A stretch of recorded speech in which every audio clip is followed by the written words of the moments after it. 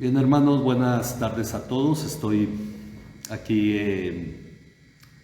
no es en vivo la conferencia de hoy. Esta es una repetición, tengo que explicar, del estudio 10, el estudio que dimos la semana pasada, porque hay una razón para repetir este estudio, y es el hecho de que hay algunos cambios al estudio tratando de profundizar un poco más en algo que estudiamos en la lección 10. Voy a sustituir la conferencia de la semana pasada por esta, porque una de las cosas es que estamos estudiando, creciendo, conociendo. Al estar dando el estudio pasado entendimos algunas cosas que había que ampliar, que profundizar un poco más, y después de estudiar sobre esto, pues quise tomar este estudio para hacer algunos cambios, profundizando un poco más, sobre todo en el tema del nuevo nacimiento. ¿Por qué? Porque me parece que es un tema muy importante, vital para el cristiano. Una de las cosas que hoy encontramos en la iglesia es que hay mucha gente que no entiende respecto al nuevo nacimiento, pero no se puede ser cristiano si no se nace de nuevo. Una de las cosas que aclaro respecto de la lección 9 es que cuando Jesús escucha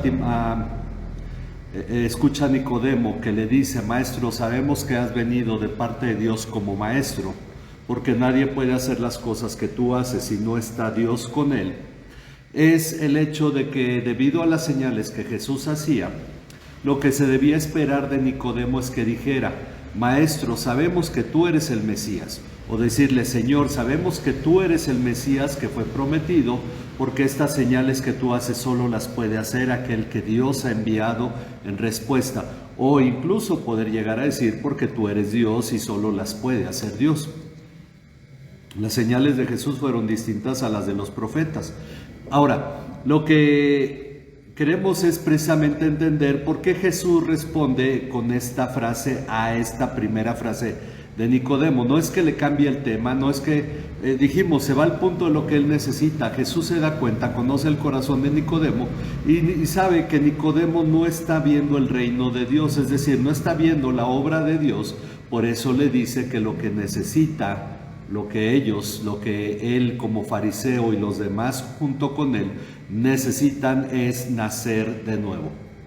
¿Por qué? Porque no pueden ver el reino de Dios. Ya después explicamos que Jesús amplía cuando Nicodemo queda perplejo ante esto que Jesús le dice y él no entiende el nuevo nacimiento. Entonces le dice que le recuerda lo del pasaje de Ezequiel 36, 15 al 17, cuando le habla de que Dios los lavará con agua limpia, serán purificados, cambiará el corazón de piedra y les pondrá un corazón de carne y pondrá su espíritu dentro de ellos. Jesús le señala a Nicodemo que se está refiriendo precisamente a esa profecía de Ezequiel cuando le habla del nuevo nacimiento. Por eso le dice que hay que nacer de agua y del espíritu. El bautismo es un símbolo de esto y no al revés. Jesús no hace referencia al bautismo. El bautismo hace referencia a las palabras de Ezequiel que Jesús está señalando a Nicodemo. Así es que vamos ahora a los versículos 9 al 21. Y dice aquí el estudio: en la lección pasada nos quedamos a la mitad de la respuesta de Jesús a Nicodemo, donde muestra el sentido de la vida espiritual que viene del nuevo nacimiento, el cual es dado por Dios para creer en Cristo. Ok, en el pasaje dice, en el versículo 9, Nicodemo le preguntó: ¿cómo puede ser esto? Jesús le respondió: tú eres maestro de Israel y no entiendes estas cosas. En verdad te digo que hablamos lo que sabemos y damos testimonio de lo que hemos visto, pero ustedes no reciben nuestro testimonio. Si les he hablado las cosas terrenales y no creen, ¿cómo creerán si les hablo de las celestiales? Nadie ha subido al cielo sino aquel que bajó del cielo, es decir, el Hijo del Hombre que está en el cielo. Y como Moisés levantó la serpiente en el desierto, así es necesario que sea levantado el Hijo del Hombre, para que todo aquel que cree tenga en él vida eterna. Porque de tal manera amó Dios al mundo, que dio a su Hijo unigénito, para que todo aquel que cree en él no se pierda, sino que tenga vida eterna. Porque Dios no envió a su Hijo al mundo para juzgar al mundo, sino para que el mundo sea salvo por él. El que cree en él no es condenado, pero el que no cree ya ha sido condenado, porque no ha creído en el nombre del unigénito de Dios, del unigénito Hijo de Dios. Y este es el juicio: que la luz vino al mundo y los hombres amaron más las tinieblas que la luz, pues sus acciones eran malas, porque todo el que hace lo malo odia la luz y no viene a la luz para que sus acciones no sean expuestas. Pero el que practica la verdad viene a la luz para que sus acciones sean manifestadas, que han sido hechas en Dios. Bien, entonces cuando Nicodemo pregunta, ¿cómo puede ser esto? Es lo que hay que ir llenando en el estudio, ¿cómo puede ser esto? Jesús le cuestiona, pues Nicodemo es, y el pasaje nos dice, maestro de Israel. ¿Eres tú maestro de Israel?, le dice Jesús, y no entiende esas cosas. Él es maestro de Israel y no entiende esas cosas. Antes de que Jesús aclare a qué se refiere con esto, le aclara algo. Hablamos de lo que sabemos y damos testimonio de lo que hemos visto. Ok, ahí llenamos, hablamos de lo que sabemos y damos testimonio de lo que hemos visto. Este plural, hablamos, etcétera, damos testimonio. Algunos piensan que se refiere a Jesús y Juan el Bautista, otros que se refiere a Jesús y sus discípulos. Sin embargo, ni Juan tenía claro de quién estaba dando testimonio. En el 1:31, Juan dice al pueblo, en el 30 dice, este es aquel de quien yo dije, después de mí viene un hombre que es antes de mí, porque era primero que yo. Ahora en el 31 dice, yo no lo conocía, pero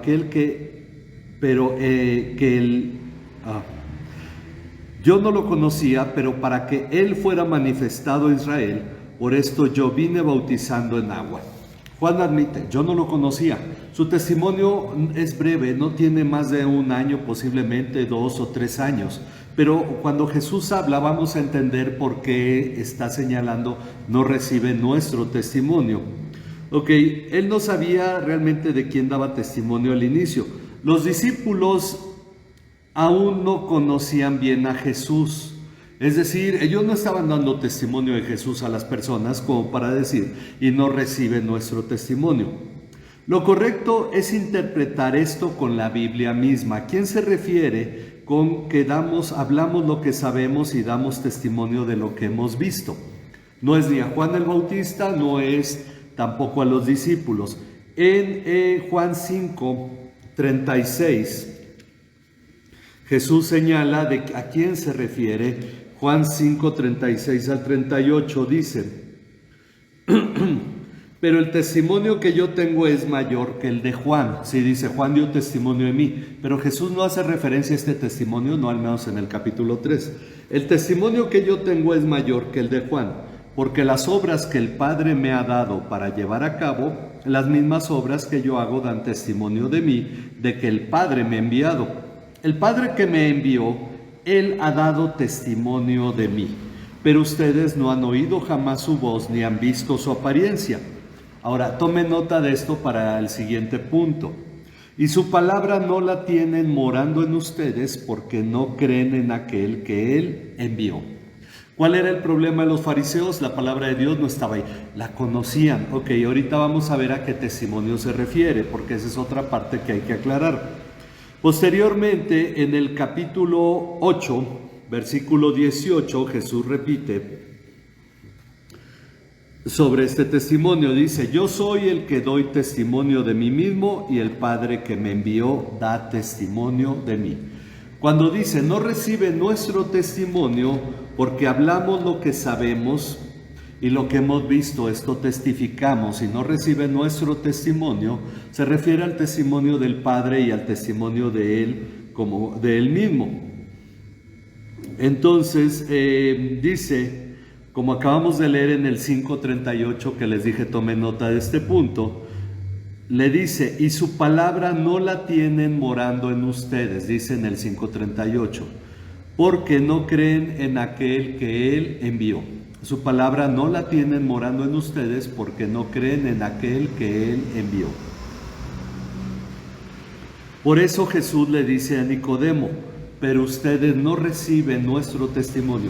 ¿Dónde dio testimonio el Padre? ¿Dónde dio testimonio Jesús? Y podemos decir, ¿dónde dio testimonio el Espíritu Santo? En el Antiguo Testamento. ¿Por qué Jesús dice con toda seguridad, no recibe nuestro testimonio? Porque está refiriendo a la ley de Moisés, a los profetas, a los salmos, porque se está refiriendo al todo el Antiguo Testamento que daba testimonio ¿de quién? De Jesús. Por esa razón, como ellos lo estudiaban, lo querían, o se ponía que lo ponían en práctica, aunque eran más las tradiciones de los ancianos, en realidad esa palabra no moraba en el corazón de ellos, por eso no habían podido ver en Jesús al Mesías, sino simplemente a un maestro. Y por eso Jesús le dice, tienes que nacer de nuevo. Ahora, Nicodemo había iniciado esta plática dando su testimonio, y el de los otros más acerca de los otros más, los demás fariseos entendemos. Podría haber algunos saduceos incluidos ahí, no creemos que Nicodemo se haya limitado solo a fariseos, pero podría ser. Ya le preguntaremos en el cielo, ¿verdad? El de otros más acerca de Jesús como maestro. Ahora Jesús le habla del testimonio del mismo y del Padre que ha estado escrito en el Antiguo Testamento desde hace siglos, y que Nicodemo y los demás fariseos han estudiado a conciencia. Es decir, es un principal de los fariseos, maestro de Israel, perdón, un principal de los judíos, maestro de Israel, un fariseo, un conocedor de la ley. Por eso Jesús le hace referencia a este pasaje de Ezequiel. Por eso Jesús le habla de que no reciben el testimonio. Porque Nicodemo pregunta, ¿cómo puede ser esto? Ahí está el testimonio en el Antiguo Testamento. Deberías de tener claro que quién es el que está hablando contigo, tal como la mujer samaritana cuando dijo, el Mesías va a venir, y Jesús le dice a ella abiertamente, yo soy el que habla contigo. Bueno, él limita esto para Nicodemo, pero le sigue diciendo, seguimos aquí en el estudio, donde dice, estoy en el párrafo después del punto 3. Dice, por eso Jesús aclara que ellos no han recibido este testimonio, porque aunque lo han leído y estudiado, no lo tienen morando en sus corazones. Por esa razón es necesario que nazcan de nuevo para que puedan ver el reino de Dios, es decir, puedan reconocer la obra de Dios en Jesucristo, quien no es un mero maestro, sino el cumplimiento de las profecías, el Mesías anunciado. Así que Nicodemo y sus compañeros no han creído en las cosas terrenales. Cuando le dice en el versículo 12, si les he hablado las cosas terrenales. Ahora, podríamos decir, bueno, Jesús habla de sí mismo, como lo hace en tercera persona, lo hace también en plural, les he hablado, pero en realidad solo estaba hablando con Nicodemo. ¿Dónde habló las cosas terrenales? En el Antiguo Testamento. Ahora le dice, si les he hablado, si Jesús en el Antiguo Testamento les ha hablado las cosas terrenales y no creen, Jesús pregunta, ¿cómo creerán si les hablo de las celestiales? Es decir, del nuevo nacimiento. Muchos comentaristas, si no es que la mayoría, creen que el nuevo nacimiento es terrenal porque se da aquí en la tierra, es lo que sostienen. Pero el asunto es que no, el nuevo nacimiento es celestial. Nicodemo no lo puede entender porque son cosas celestiales. ¿Por qué? Porque nacer de nuevo tiene que ver con nacer de arriba, que ya dijimos en la lección anterior cuando le dice tienes que nacer de nuevo, el término ahí realmente es tienes que nacer de lo alto, nacer de arriba. Pero las cosas terrenales, ¿cuáles son? El Antiguo Testamento. Ahora, vamos a ver por qué decimos que las cosas terrenales son las del Antiguo Testamento. Hebreos 9, del 9 al 10, nos señala, hablando sobre la ley, Hebreos 9, del 9 al 10, y permítanme ir para allá, que tenemos que entender la gran distinción. El problema de muchos cristianos ha sido terrible al no saber distinguir entre lo terrenal del antiguo pacto y lo celestial del nuevo pacto, porque recordemos una cosa, hemos dicho esto, la ley, los 10 mandamientos y toda la ley de Moisés fue dada a personas que no nacerían de nuevo. Entonces tenemos nosotros que tener claro respecto a las cosas terrenales.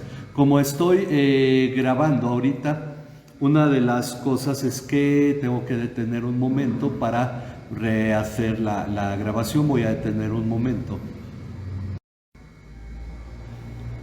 Bien, Entonces, estamos en Hebreos 9, del 9 al 10, que nos dice, continuando con la conferencia, esto es un símbolo para el tiempo presente, según el cual se presentan ofrendas y sacrificios que no pueden hacer perfecto en su conciencia al que practica este culto, ya que tienen que ver solo con comidas y bebidas y diversos lavamientos, ordenanzas para el cuerpo impuestas hasta el tiempo de reformar las cosas. Cosas que tienen que ver con el cuerpo. Entonces, Hebreos 9, del 9 al 10 dice, las ordenanzas del antiguo pacto o testamento no pueden hacer perfecto en su conciencia al que practica este culto, pues tienen que ver solo con comidas y bebidas y diversos lavamientos, ordenanzas para el cuerpo impuestas hasta el tiempo de reformar las cosas, es decir, hasta que Jesús viniera e hiciera el cambio en todas las cosas en el nuevo pacto, al morir en la cruz.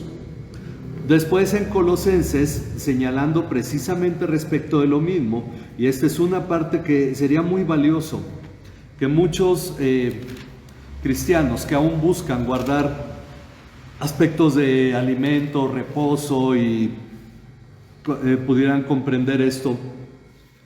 En Colosenses 2, 16 al 17 dice, por tanto, que nadie se constituya en juez de ustedes con respecto a comida o bebida, o en cuanto a día de fiesta, o luna nueva, o día de reposo incluso, cosas que solo son sombra de lo que han de venir. Ahora, esto muchos cristianos no estarán de acuerdo, pero es la Biblia y tenemos que estar de acuerdo. El día de reposo era un día que, como dice aquí, es sombra de lo que ha de venir, pero el cuerpo pertenece a Cristo. Algunos hasta acuñan el término, el domingo es el día de reposo cristiano, y aquí empiezan los cuestionamientos, si hay un día específico para Dios o si todos los días son de Dios, como deberíamos de considerar, tema que veremos en otra ocasión, pero nos habla de que lo que estaba en la ley era para el cuerpo, para sombra de lo que habría de venir. Seguimos después en el versículo 20, que está ligado al anterior, dice, si ustedes han muerto con Cristo a los principios elementales del mundo, ¿por qué como si aún vivieran en el mundo, se someten a preceptos tales como no manipules, no gustes, no toques? Todos los cuales se refieren a cosas destinadas a perecer con el uso, según los preceptos y enseñanzas de los hombres. Tales cosas tienen a la verdad la apariencia de sabiduría en una religión humana. Sí, el judaísmo es una religión, era una religión, la ley de Moisés basada en todos los mandamientos, era una religión humana, por eso estamos diciendo las cosas terrenales, en la humillación de sí mismo y en el trato severo del cuerpo, pero carecen de valor alguno contra los apetitos de la carne. No pueden transformar, o como dice, leímos en Hebreos, no pueden hacer perfecto en su conciencia al que se acercaba a ofrecer todos estos sacrificios. Entonces, dice, si Jesús en el Antiguo Testamento les ha hablado las cosas terrenales y no creen, Jesús pregunta, ¿cómo creerán si les habla de las celestiales? Es decir, del nuevo nacimiento. Los fariseos entendían o deberían de haber entendido las cosas terrenales, cosas que son con el uso para un temor a Dios, pero que no transformaban a la persona. Y Jesús dice, no han entendido lo terrenal, ¿cómo van a entender lo celestial? Ok, así es que dice lo celestial. ¿Quién las puede revelar? Volviendo a Juan capítulo 3, Jesús precisamente por eso hace un señalamiento sobre lo celestial. ¿Quién puede revelar las cosas celestiales? Dice lo celestial, ¿quién las puede revelar si nadie ha subido al cielo, sino solo aquel que bajó del cielo? Aquí Jesús se refiere a sí mismo como el Hijo del Hombre que está en el cielo. Jesús es quien ha venido del cielo, que repito las respuestas de la 8 y la 9. Lo celestial, ¿quién las puede revelar si nadie ha subido al cielo, sino solo aquel que bajó del cielo? Aquí Jesús se refiere a sí mismo como el Hijo del Hombre que está en el cielo. Jesús es quien ha venido del cielo para revelar las cosas celestiales, pues su lugar corresponde al cielo. Por eso señala que está en el cielo. Él corresponde al cielo, por eso señala las cosas celestiales. Algunos manuscritos no contienen esta última frase que dice que está en el cielo. Pero también es el Hijo del Hombre hablando, dice aquel que bajó del cielo, el Hijo del Hombre. Entonces, de esta manera habla de sus dos naturalezas para traer esta revelación: naturaleza divina, naturaleza humana. En su naturaleza divina, Él conoce las cosas celestiales; en su naturaleza humana las revela a los seres humanos. El nuevo nacimiento no era conocido por los judíos, a pesar de ser anunciado en Ezequiel 36, 25 al 27, que ya señalamos. Pues las cosas celestiales tienen que ver con la sabiduría de Dios revelada por el Espíritu Santo, tal como lo vemos en 1 Corintios 2, del 6 al 10.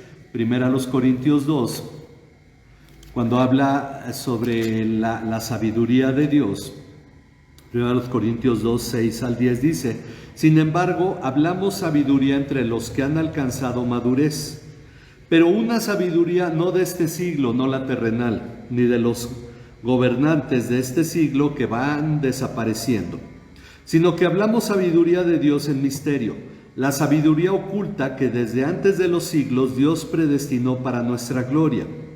Esta sabiduría que ninguno de los gobernantes de este siglo ha entendido, porque si lo hubieran entendido, no habrían crucificado al Señor de gloria, sino como está escrito: cosas que ojo no vio, ni oído oyó, ni han entrado al corazón del hombre, son las cosas que Dios ha revelado para los que lo aman.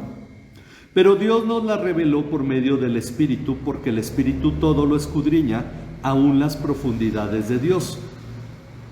Ahora, estas cosas celestiales las revela Dios. Y en Juan, dice aquí por medio del Espíritu. Bueno, volvamos a Juan, pero ahora el capítulo 16.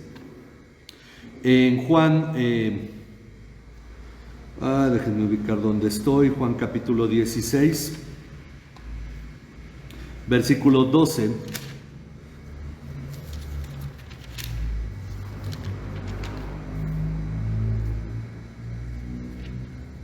En Juan 16, 12 al 13, Jesús le dice a los discípulos: aún tengo muchas cosas que decirles, pero ahora no las pueden soportar.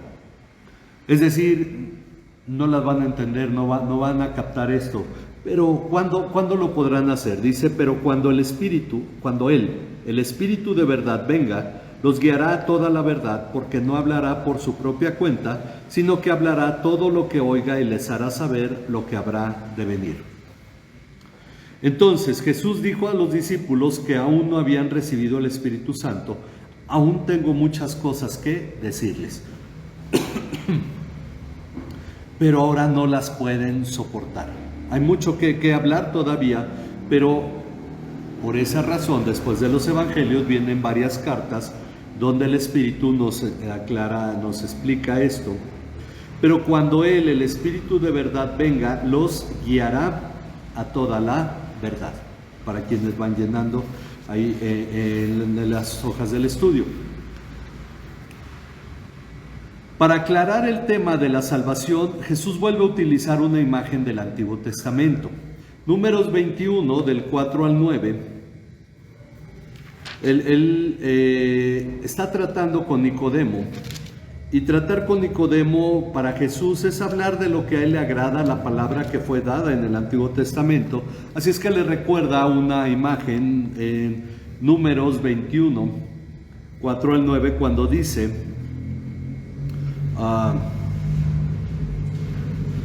partieron del monte Hor por el camino del Mar Rojo para rodear la tierra de Edom.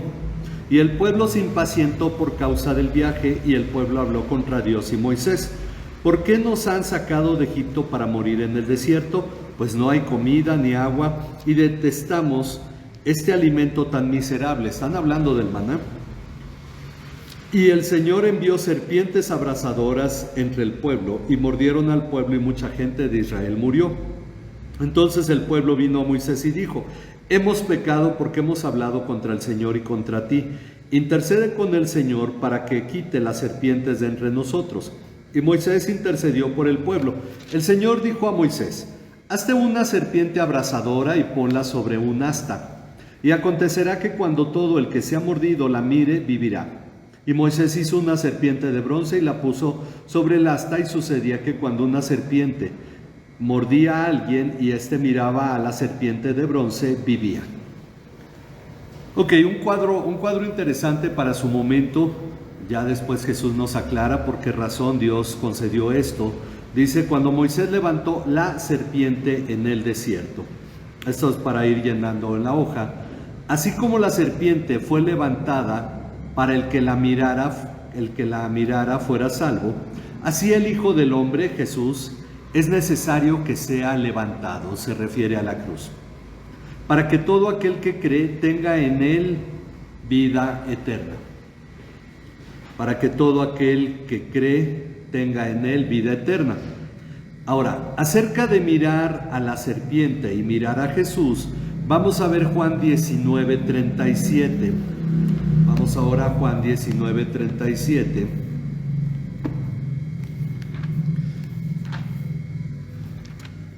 Precisamente en el momento de la crucifixión de Jesús. Juan 19:37 dice: y también otra escritura dice: mirarán a aquel que traspasaron. Hay una cuestión interesante, porque aquí Juan cita este pasaje diciendo mirarán a aquel que traspasaron, y una referencia no literal, una referencia a Zacarías 12:10, para tomar esto de una manera, entender la profundidad del cumplimiento siempre de una profecía en el Antiguo Testamento. Zacarías 12:10 nos explica dos partes de este versículo interesante, cuando dice: y derramaré sobre la casa de David y sobre los habitantes de Jerusalén el espíritu de gracia y de súplica, y me mirarán. Y después dice: y me mirarán a mí. Y después dice: a quien han traspasado, y se lamentarán por él como quien se lamenta por el hijo único, y llorarán por él como se llora por un primogénito. Entonces, es el mirar a quien traspasaron, es lo mismo voltear y mirar a la serpiente. Aquí es una parte de creer, el mirar a Jesús. Es decir, mucha gente puede decir: sí, yo creo en Jesús, ni siquiera está mirando hacia él. Pero hay esta relación entre mirar y creer. Las personas tenían que mirar la serpiente, no creer en la serpiente, voltear a mirar en la serpiente, porque al mirar a la serpiente creían en lo que Dios había mandado. Ahora, el mirar a Jesús, dice: ahora que Jesús ha revelado el tema de la vida eterna, señala: porque de tal manera amó Dios al mundo que dio a su Hijo unigénito, para que todo aquel que cree en él no se pierda, sino que tenga vida eterna. Hay una leve diferencia entre la Reina Valera 60, que la mayoría usa, y la que usamos, la Nueva Biblia de las Américas. Es muy parecido el pasaje, pero el asunto de creer en él es precisamente voltear a mirar. Dice: aquel a quien Nicodemo tenía solo por un maestro, ahora da su testimonio como el Hijo unigénito de Dios, que da vida eterna a los que creen en él. Esto aclara lo que mencionamos en lecciones anteriores de las diferentes formas de creer en Jesús. La fe salvadora cree en Jesús como el Hijo de Dios, que da vida eterna a los que le miran para ser salvos. Es decir, poner la mirada en Jesús. Tal como los israelitas, que estando a punto de morir, miraban a la serpiente para salvación. Creer otras cosas acerca de Jesús no es creer en su nombre.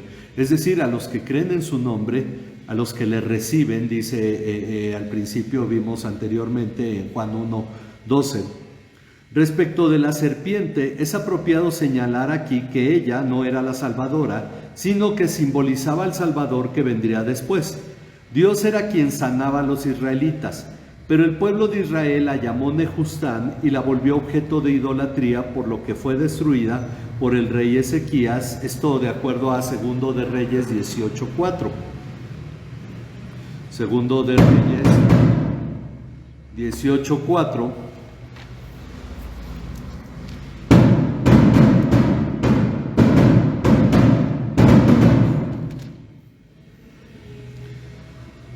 Dice, hablando de Ezequías, rey de Judá, quitó los lugares altos, derribó los pilares sagrados y cortó la acera, una diosa, una deidad que habían llevado los cananeos a los judíos. También hizo pedazos la serpiente de bronce que Moisés había hecho, porque hasta aquellos días los israelitas le quemaban incienso y la llamaban Nehustán. Ok, entonces, bueno, ahora esto ellos la volvieron objeto de idolatría, como el ser humano hace con los instrumentos de Dios y dejan de mirar a Él. Nosotros ahora sabemos que debemos tener la mirada puesta en Jesús, tal como nos dice Hebreos 12, 1 al 2, que señalándonos, bueno, voy a leerlo, que tenemos tan grande nube de testigos en nuestro derredor, corramos con paciencia la carrera que tenemos por delante, y dice en el versículo 2 que esta carrera que tenemos por delante, pues la corramos puestos los ojos en Jesús, el autor y consumador de la fe. ¿Cómo debemos vivir la vida cristiana? Poniendo la mirada en Jesús. Y poner la mirada en Jesús significa estando atentos a Él, buscando a Él, enfocándonos en Él. Eso es creer en Él. Mirar a la serpiente era lo que sanaba o salvaba al israelita. Mirar a Jesús es lo que nosotros debemos hacer.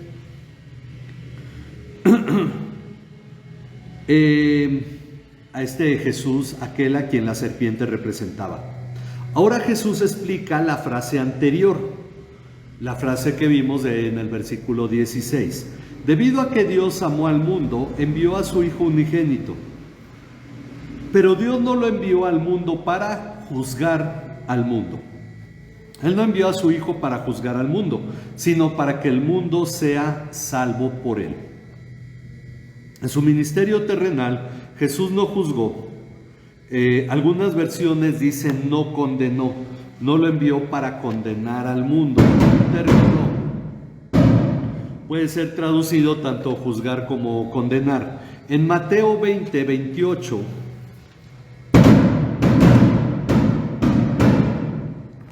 Mateo 20, 28 dice: así como el Hijo del Hombre no vino para ser servido, sino para servir y para dar su vida en rescate por muchos. Ahora en Juan 12, 47 al 48, él hablando precisamente sobre juzgar, Juan 12, 47 al 48, dice, si alguno oye mis palabras y no las guarda, yo no lo juzgo, porque no vine a juzgar al mundo, sino a salvar al mundo. El que me rechaza y no recibe mis palabras, tiene quien lo juzgue. La palabra que he hablado, esa lo juzgará en el día final. Así que, ¿quiénes somos nosotros para juzgar a los no creyentes? Ok, estamos hablando de los no creyentes, como dice Pablo ahí en 1 Corintios 5, al final, a los de afuera los juzgará Dios. Bueno, Jesús dice, yo no juzgo al que no recibe mis palabras, sino que la palabra los va a juzgar en el día final. No fue enviado para juzgar al mundo, sino para que el mundo fuera salvo por medio de él. Ahora él volverá para juzgar, es cierto. Entonces, llenando aquí en el punto 14, dice, si alguno oye mis palabras y no las guarda, yo no lo juzgo, porque no vine a juzgar al mundo, sino a salvar al mundo. No vine a juzgar al mundo, sino a salvar al mundo. El que me rechaza y no recibe mis palabras, tiene quien lo juzgue. La palabra que he hablado, esa lo juzgará en el día final. Hablando de sí mismo, Jesús aclara, el que cree en él, en el Hijo, no es condenado. Estamos volviendo a Juan ahora al versículo 18, 19, por ahí en el 18, el que cree en el Hijo no es condenado, en él no es condenado, pero el que no cree ya ha sido condenado porque no ha creído en el nombre del unigénito Hijo de Dios. Nicodemo, como toda persona que se considera piadosa, cree que Dios tomará nota de sus buenas acciones para salvación, que ir a la iglesia o hacer obras generosas, Dios lo agradecerá dándole un boleto de entrada al cielo. Sin embargo, la condena es sencilla. Quien cree en Jesús no es condenado, pero el que no cree ya tiene condenación, pues todo ser humano es pecador y está bajo condenación, incluidos los que truenan cohetes que no saben ni para qué. Romanos 3, del 9 al... Romanos 3:9 primero, dice, entonces, ¿qué? ¿Somos nosotros mejores que ellos? De ninguna manera, porque ya hemos denunciado que tanto judíos como griegos están todos bajo pecado. Judíos como griegos, no hay distinción. El versículo, un tema que en algún momento trataremos sobre el pueblo de Dios, toda la confusión que toda esta escatología torcida ha generado, pero ya hablaremos de eso en su tiempo. Ok, versículo 23. Por cuanto todos pecaron y no alcanzan la gloria de Dios, o están destituidos de la gloria de Dios, dice la Reina Valera. Y Jesús explica a Nicodemo, volviendo a Juan ahora en el versículo 19, en Juan 1, en 3, perdón, versículo 19, explica sobre el juicio y la condenación, diciendo, este es el juicio. La luz vino al mundo y los hombres amaron más las tinieblas que la luz, pues sus acciones eran malas. La luz vino al mundo, esto ya nos lo dice, la luz verdadera que alumbra a todo hombre venía al mundo. Esta luz vino al mundo y los hombres amaron más las tinieblas que la luz, pues sus acciones eran malas. Cuando dice más las tinieblas que la luz, no es que amaran poquito la luz y amaran mucho las tinieblas. No, definitivamente no amaron la luz en ningún sentido, lo dice después en el versículo 20. Pero sobre eso en la lección comentamos. Este pasaje es el más claro respecto del libre albedrío. Algunos teólogos reformados, no todos, y no puedo decir que en realidad sean todos, sostienen que el libre albedrío terminó el día que Adán y Eva pecaron, pero precisamente la doctrina reformada sacó de nuevo a la luz lo que el pelagianismo ocultó por siglos. El ser humano, muerto en pecado, en su libre albedrío, siempre escoge la oscuridad. ¿Existe libre albedrío? Sí, pero siempre nos lleva a elegir la oscuridad. De ese modo, el juicio de Dios es justo. Si no hubiera libre albedrío, ¿cómo juzgaría a Dios al ser humano? Ahora, el ser humano siempre va a escoger la oscuridad. El ejemplo es ya que hablamos de libre albedrío y que de hecho este pasaje a eso se refiere. Cuando uno dice, este es el ejemplo, pones una tina con tierra y pones una tina con agua, tomas a un pato y le dices, elige cuál de las dos tinas quieres. Todas las veces elegirá la tina con agua. ¿Por qué? Porque está en su naturaleza. Porque el ser humano siempre en su libertad escogerá el pecado. Porque eso está en su naturaleza dañada por el pecado. El ser humano escogerá la oscuridad. Entonces dice, precisamente la doctrina reformada sacó de nuevo a la luz lo que el pelagianismo ocultó por siglos. Pelagio decía que el ser humano no era malo en sí mismo, sino las circunstancias afectaban al ser humano, pero el ser humano era intrínsecamente bueno y podía escoger lo correcto. De ahí se derivan algunas ideas como la de Jacobo Arminio. Y entonces viene el hecho de decir que el ser humano también puede elegir libremente a Dios, pero en realidad el ser humano escoge siempre el pecado. Como ya acabamos de leer, estamos destituidos de la gloria de Dios, no alcanzamos la gloria de Dios porque todos estamos en pecado. Y después en los versículos de Romanos 3 viene diciendo, no hay quien busque a Dios, no hay bueno ni a un uno, no hay ni a un justo, no hay quien busque a Dios, no hay quien haga lo bueno, y empieza a señalar que realmente el ser humano nunca elegirá a Dios. Esa es la doctrina de la depravación total. El ser humano no hará nada por buscar a Dios ni agradar a Dios, lo hará por sí mismo. El juicio de Dios es justo al condenar al ser humano por su propia elección, es decir, la del ser humano que elige lo malo. Pero al que cree, su voluntad es liberada para elegir la voluntad de Dios y venir a la luz. Es decir, aquel que cree, lo que ocurre, como nos explica Romanos en varios pasajes, es que somos libres del pecado, muertos del pecado. ¿Para qué? Para elegir a Dios. Y entonces ya no estamos sometidos al pecado, como dice también Primera de Pedro 4, que ya va a ser el tiempo presente, hemos terminado por el pecado, ya va a ser el tiempo presente para hacer lo que agrada a los demás y es para vivir ahora cumpliendo la voluntad de Dios. Por eso explica que todo el que hace lo malo odia la luz. Esto es el versículo 20. Odia la luz. Ya dijimos, no ama en absoluto la luz. Odia la luz y no viene a la luz para que sus acciones no sean expuestas. Sin embargo, el fruto del nuevo nacimiento es que el que practica la verdad, eso ya en el versículo 21, pero el que practica la verdad viene a la luz. ¿Quién practica la verdad? Aquel cuya voluntad ha sido liberada, aquel que ya ha nacido de nuevo, practica la verdad, viene a la luz para que sus acciones sean manifestadas que han sido hechas en Dios. Ok, practica la verdad, viene a la luz para que sus acciones sean manifestadas que han sido hechas en Dios. Nicodemo estaba en tinieblas, como todo ser humano. Él vino de noche a encontrarse con la luz. Algunos toman esta parte. ¿Por qué Juan se molesta en decir que Nicodemo vino de noche? Ya quitando todas esas cosas de que sí, por miedo, vergüenza, o porque no podía dormir, lo que fuera. Dicen, tal vez solamente lo señaló para mostrar, manifestar el enfoque de la luz que ahora Nicodemo había venido a encontrar. Dice, vino a encontrarse con la luz que vino al mundo. Del mismo modo, de acuerdo a Primera de Pedro 1, del 3 al 4, yo no sé qué tanto se oigan los cohetes ahí en la grabación, pero aquí yo los oigo como si estuvieran aquí afuerita. Primera de Pedro 1, del 3 al 4, dice: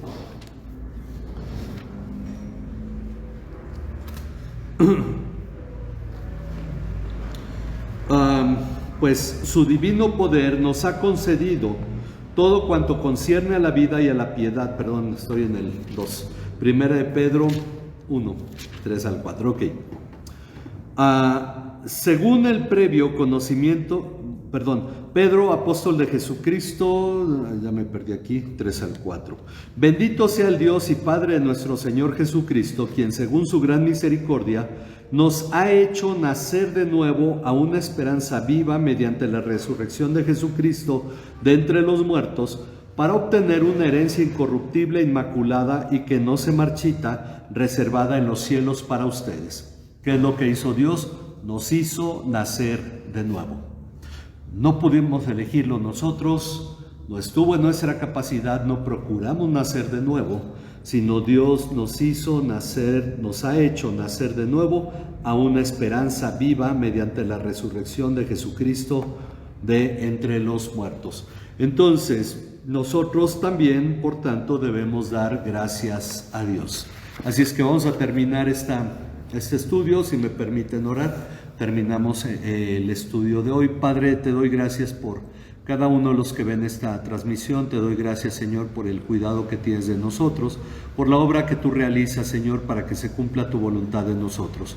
Te pedimos que tú nos guardes, nos libres de todo mal, Señor, no te apartes de nosotros en ningún momento, y sea tu gracia sobre nosotros en todo tiempo, Padre, para que esto, Señor, que estudiamos sea comprensible, Padre, y nosotros podamos crecer en verdad, Señor, en el entendimiento de tu palabra, tanto de las cosas terrenales como de las celestiales, Señor, a fin de que tengamos claro realmente la obra de Jesucristo, tengamos claro, Señor, lo que tú estás realizando en este tiempo en nosotros, Señor, y cómo este nuevo nacimiento lo efectuaste en nosotros, Señor, y cómo es lo que en verdad el ser humano necesita para poder entender todo lo que tiene que ver en cuanto a la salvación y a nuestra comunión contigo, que es lo eterno, Señor, para que estemos preparados para cuando tu Hijo Jesucristo vuelva. A ti sea toda la honra y toda la gloria en Cristo Jesús, nuestro Señor y Salvador. Amén. Amén. Dios les bendiga.